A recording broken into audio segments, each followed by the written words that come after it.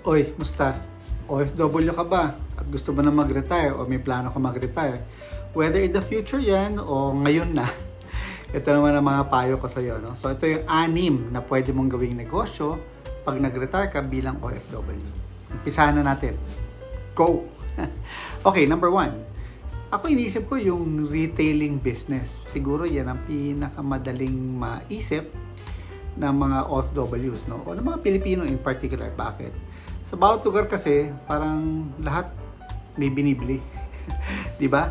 Mula sa sari-sari store, 'di ba?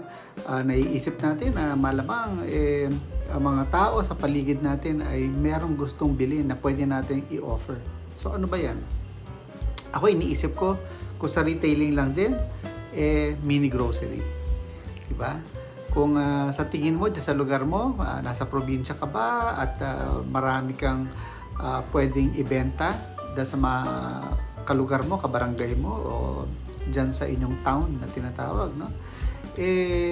Maganda siguro yung mini grocery, di ba? Lalo na kung ang lugar mo, either yung nabili mong property o sa ka nakatira, kung may nakita kang pwedeng rentahan, ay nasa mataong lugar. Okay na okay po yan. Ngayon, ano naman yung kabaliktaran niyan? O yung not necessarily kabaliktaran, but yung opposite niya, no? Pwede ka rin maging online seller. Ang difference, syempre, mas maliit yung tinatawag na startup cost. Diba? Kasi syempre, wala ka ng renta, diretso na ito online. But not necessarily mini grocery, syempre. Marami naman kasi mga items na pwede mo ibenta. At ang maganda, kung meron kang Shopee, Lazada na tinatawag, no? Pwede mo dagdagan ng TikTok shop. Yan. So, medyo influencer na rin dating nyo. Alam nyo, meron akong nakasabay, kami ng asawa ko, nakasabay namin sa aming trip sa Tokyo na mag-asawa, mga bata pa. Tinanong nga namin, ano ba ang negosyo nyo? Aba, nagulat kami, ang kanilang main negosyo ay TikTok shop. So, nung pinakita nga yung TikTok shop sa amin, aba, nagulat ako, 500,000 may hit ang nagfa-follow sa kanila. And most likely, halos lahat yun nakabili sa kanila at one time or another. Ang maganda po dun, ano yung kanilang konsepto? Aba, kasi syempre, ano bang binibenta nyo? Ano pala sila? Reseller ng iba't ibang mga items.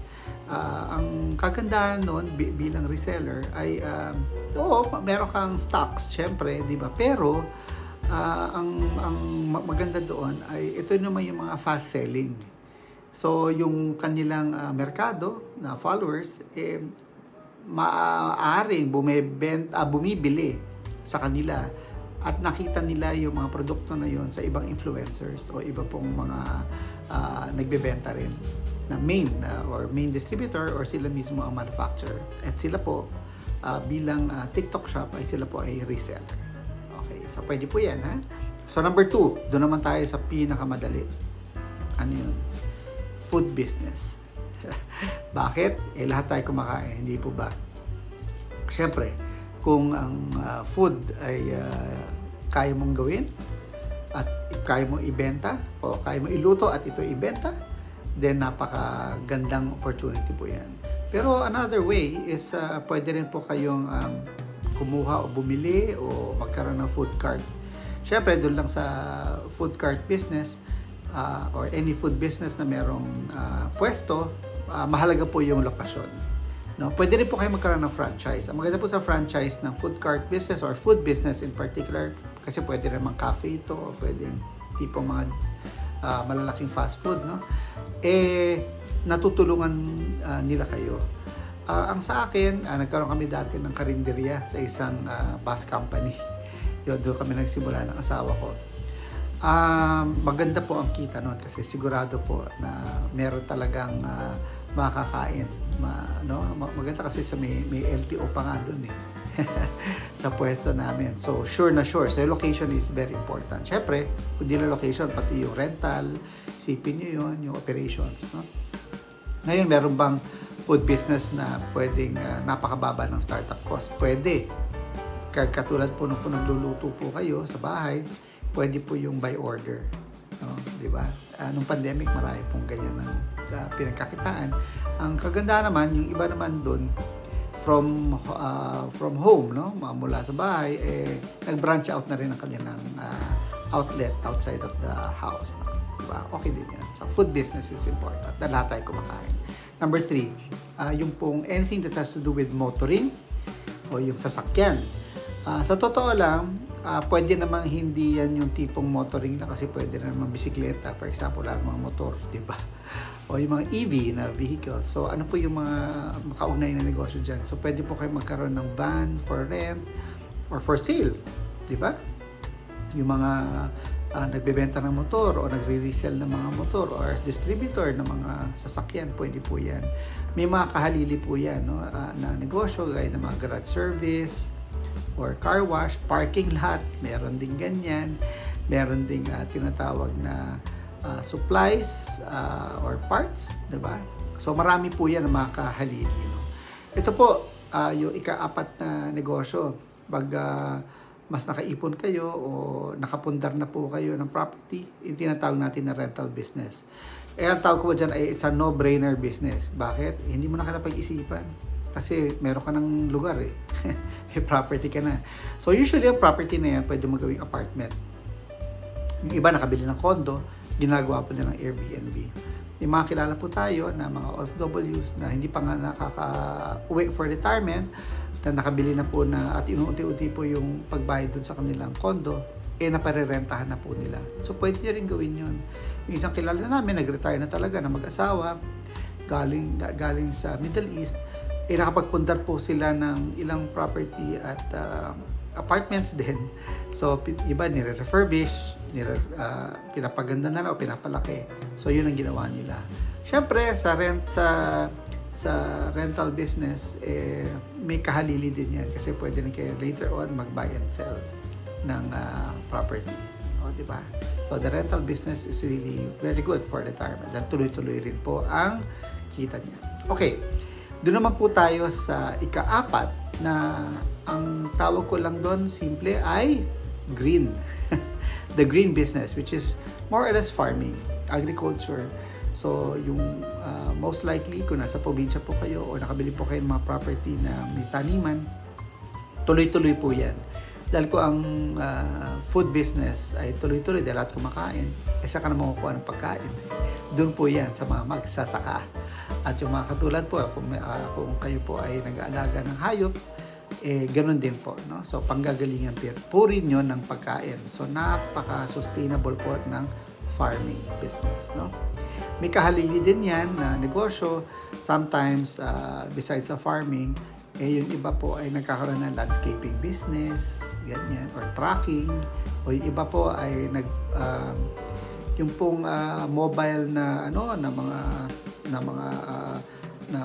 may tawag doon treasures, o yung mga nagmi-mill ng rice, no? Meron din yan po. So kahalili rin po negosyo yan. Okay.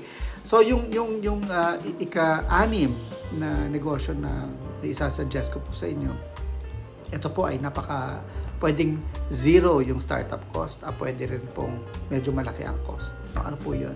Kasi lahat naman po ng mga OFWs natin may kasanayan or skills sa tinatawag na natutunan for so many years, no? Ang maganda po na pwede nyo gawin dyan ay pwede po kayo magnegosyo ng training or consulting. So, skills lang po yan. So, pwede po kayo magpa-hire, no? O kaya kayo po ay i-hire para po maging trainer, no? Or bilang consultant. Iba po, nagtatayo na po ng school, di ba? So, pwede rin po yun. Along the lines of education na po yan. So, at least, using your skills, magagamit nyo po yan para sa pagnenegosyo. May kilala po ako na medyo, yung kanyang skill, may kinalaman sa sasakyan. So, syempre, as a skilled auto repair technician, siya po ay nagsanay, no, sa mga European cars. So, nagtayo po siya ng, syempre, automotive repair shop na pang European cars. So, dalawa na po yan. Skills, at the same time, meron po siyang motoring business. O, diba? Okay. So, yun. So, ang tatandaan nyo po, no, sa pagnenegosyo, there are two things that you should remember. One is passion and one is skill. Kasi pwede pong passionate po kayo dyan, pero wala pa kayong skill. So, kailangan mag-upscale po kayo, no? Or upskill. So, kailangan, yung second na tip ko, which is lifelong learning. Tuloy-tuloy pong pag-aaral. Kahit po nagnenegosyo na kayo o nagsistart pa lang, dapat meron po kayong desire or drive to learn more, no?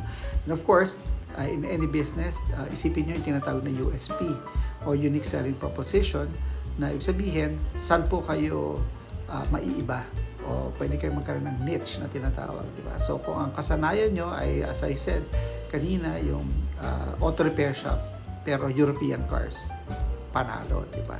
So, yun pong pag-isipan nyo na dapat meron kayong ganyang kaalaman. At of course, baliwala naman ang lahat kung wala kang sipag at tiyaga. Di ba? Kahit anong negosyo naman po, kailangan ng sipag at tiyaga. So, tuloy-tuloy po yun. At kung kulang po ang inyong kaalaman at hindi nyo matutunan sa eskwelahan or online na pag-aaral, maghanap po kayo ng mentor or coach na pwede pong makahalili o makaturo po sa inyo at makatulong sa kahit anong aspeto ng pagninegosyo na hindi nyo naman po talaga alam mula sa umpisa. At ang pinakamahalagang tip, kailangan po yung ating tuloy-tuloy na pagdarasal, no? Para sa wisdom, discernment, and clarity sa ating gagawing negosyo. I-offer po natin lahat ito sa ating Panginoon at sigurado po, lalago po ito. Ito po, si Tito H para sa Negosentro.